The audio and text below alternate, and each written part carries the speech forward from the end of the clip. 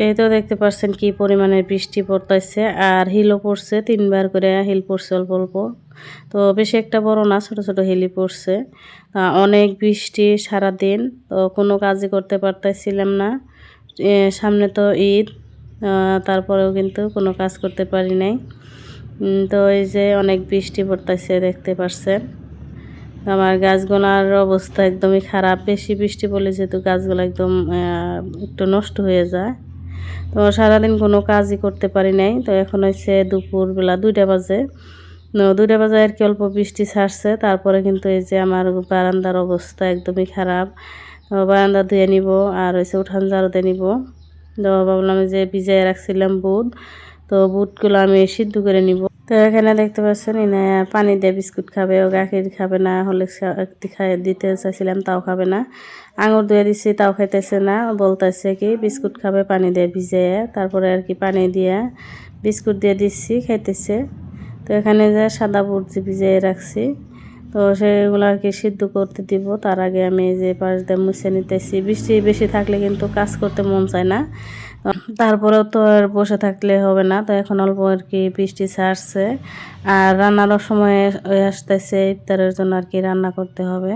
তাই আর কি বললাম আগে আমি এই দিকটা আর কি মুইছে, তারপরে ঘর ঝাড়ু দিয়ে উঠানটা ঝাড়ু দিয়ে রান্না করতে চলে আসবো। বুটটা সিদ্ধ করে বসাই দিব। আসসালামু আলাইকুম, সবাই কেমন আছেন? আশা করি যে এখানে আছেন সবাই অনেক ভালো আছেন এবং সুস্থ আছেন। আলহামদুলিল্লাহ আমরা অনেক ভালো আছি। ইনায়ামস ব্লগ থেকে আরও একটা নতুন দিনে নতুন ভিলেজ লাইফস্টাইল ব্লগ ভিডিও নিয়ে চলে আসলাম। আশা করছি ভালো লাগবে। ভিডিও শুরুতে একটা লাইক দিয়ে পুরো ভিডিওটির সাথে থাকার অনুরোধ রইল। আর যদি নতুন হয়ে থাকেন চ্যানেলটি সাবস্ক্রাইব করে পাশে থাকা বেল আইকনে ক্লিক করে অল অপশনে ক্লিক করে রাখবেন, যাতে আপনারা আপনাদের সময় সুযোগ মতো আমার ভিডিওটি দেখে নিতে পারেন। তো এই যে দেখতে পাচ্ছেন বারান্দার অবস্থা একদমই খারাপ, বৃষ্টি হেঁচাইয়া, যেহেতু সকাল থেকে একবার দুপুর পর্যন্ত অনেকটা হিলা বৃষ্টি, যার জন্য এই যে হেঁচা আসছে, বাতাসও ছিল। তারপরে আমি পানি দিয়ে আর কি বারান্দাটা ধুয়ে নিলাম। তো ঠান্ডাও ঝাড়ু দিয়ে নিব। তো কালকে আর কি ভিডিও দিতে পারছিলাম না, আর আজকেও কিন্তু আমার কথা শুনে আর কি বোঝা গেছে যে অল্প একটু অসুস্থ আমি। অনেক ঠান্ডা লাগছে আর হয়েছে জ্বর অল্প। তো জ্বর অল্প কমছে, রাত্রে ওষুধটা খাইয়ে দিচ্ছি। এখন কিন্তু এই যে বয়সটা দিয়ে নিতেছি, কারণ কালকেও ভিডিও দেই নাই, আজকেও তো একদম কোনো কাজও করতে মন চাইতেছে না। ঈদ তো আসলোই, কোনো কাজ করতেও পারতেছি না। তারপরেও আর কি আমি ভিডিওটা দিতেছি, কারণ হচ্ছে ভিডিও একদিন না দিলেই এমনিতে তো ভিউসের যে অবস্থা, তারপরেও ভিডিও না দিলে আরও ওয়াচ টাইম ভিউজ সব কমে যায়। তার জন্য ভাবলাম যে আজকে ভিডিওটা দেই, একটা ভিডিও। আশা করছি পুরো ভিডিওটির সাথেই থাকবেন। তো আমার কিন্তু সাবস্ক্রাইব পুরো হয়েছে, কিন্তু 1000-এর উপরে গেছে, কমপ্লিট হয়েছে সাবস্ক্রাইব, কিন্তু ভিউজ আসে না। আর অনেক আপুরাই দেখি কমেন্ট করে, তারপরেও জানি কেন ভিউজ বাড়তেছে না, ওয়াচ টাইম বাড়তেছে না, জানি না কেন।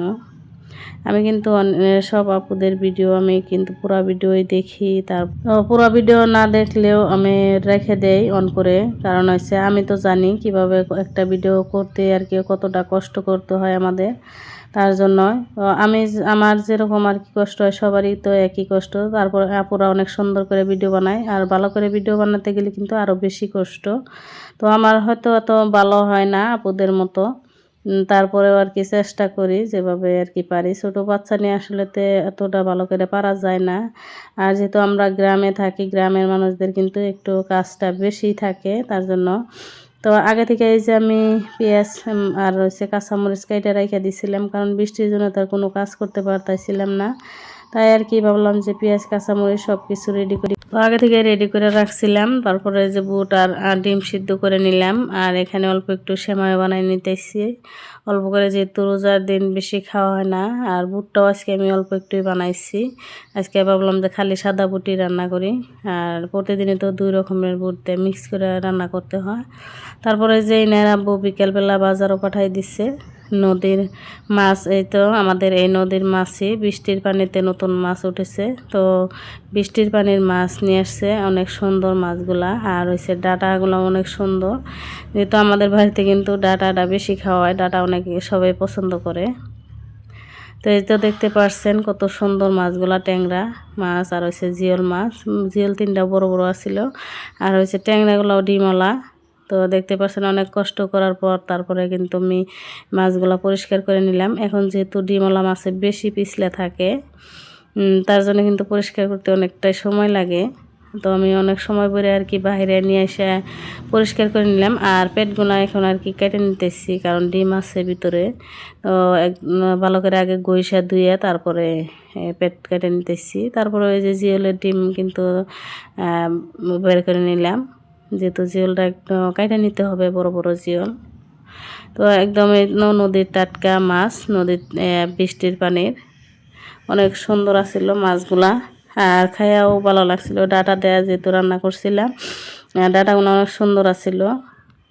তো ইফতারের জন্য এখানে আমি যে ডিমও কষাই নিতেছি, যেহেতু আমার মেয়ে আর আমি খাবো দুজনে। আর দুইটা কিন্তু ইনায় খেয়ে নিচ্ছে, ও এমনিতে কিছু খাইতেছে না। তারপরে দেখি ডিম খাইলো, আমি একটা বেশি দিছি, কারণ যে ইনায়ের আর কি ডিম খায় এমনিও, যার জন্য দুইটা দিয়েছি। একটা খাই আবারও চাইবো, তার জন্য দুইটা দিয়ে দিছিলাম। তো খিচুড়ি রান্না করলাম, আর হচ্ছে অল্প একটু সেমাই রান্না করছিলাম, আর ডিমও কষাই নিছি। আর এখানে অল্প গুঁড়া ছিল, চাউলের গুঁড়া শুকনা। তো অল্প কটা গুঁড়া এটিতে কিছু করা যাবে না, তো ভাবলাম যে অল্প একটু জাল চাপড়ি বানাইয়ে রাখি, চার সাথে আর কি খাইয়ে ভালো লাগে জাল চাপড়ি। তো এপাশে যে ইফতারের সময় হয়েছে, তো সবাই মিলে আর কি ইফতার করবো, ইফতারি রেডি করতেছে আমার মেয়ে। তারপরে আমি যে সেমাই দিয়ে দিতেছি, সবাই অল্প অল্প করে আর কি খেয়ে নিব। যারা যারা এই পর্যন্ত আমার ভিডিওটির সাথে আছেন তাদেরকে অসংখ্য ধন্যবাদ। লাইক দিতে ভুলে গেলে প্লিজ একটা লাইক দিয়ে পুরো ভিডিওটির সাথে থাকবেন। তো এই যে দেখতে পাচ্ছেন চাপড়িটাও আর কি বানাই নিচ্ছি। তো ভেঙে গেছে, অল্প নরম হয়েছে, কারণ পানি একটু বেশি করে দিছিলাম শুকনা গুঁড়া, যার জন্য। আর এই তো সেহরির জন্য ট্যাংরা মাছ দিয়ে ডাটা দিয়ে আলু দিয়ে রান্না করছি, দেখতে পাচ্ছেন। আর অনেক মজা হয়েছিল, মাছগুলো খাইতে বেশি ভালো লাগছিল, কারণ নদীর মাছ, একদম টাটকা ফ্রেশ মাছ। তো আজকের ভিডিওটি এ পর্যন্তই। আল্লাহ হাফিজ।